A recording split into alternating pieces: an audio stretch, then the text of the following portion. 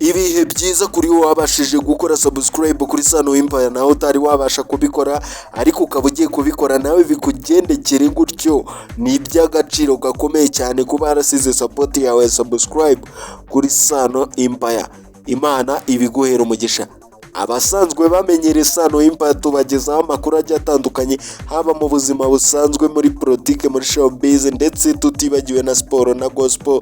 Hose ahabonetse inkuru tuzibagezaho mabambere.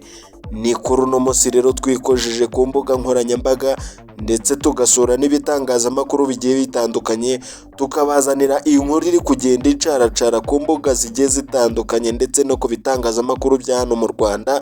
Ikaba iri kuvugwa yuko iyi nkuru yagaragaje andi makuru y'undi mupadiri wakoze amahano ndetse akaba yakoze amarorerwa, ndetse abantu benshi bakomeje kugenda babigarukaho bavuga yuko rwose Kiliziya none ikomeje kugenda irutanga.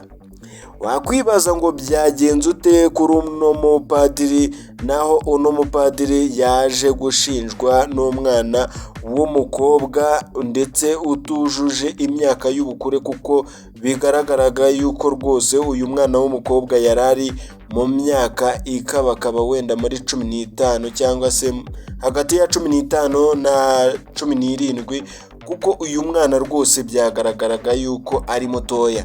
Wakwibaza ngo se yarari kumushinja ibijyanye n'iki?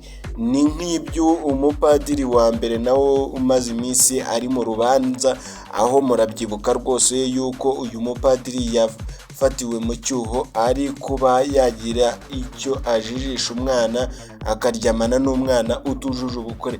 N'uyu nguyu rero nawe dore niko byagenze, ndetse aza kugera n'igihe amutera inda, ndetse bigaragara yuko rwose uyu mwana w'umukobwa bitewe n'uko iwabo bakomeje kumwotsa igitutu, byaje kurangira amakuru abashije kuba yayashyira hanze.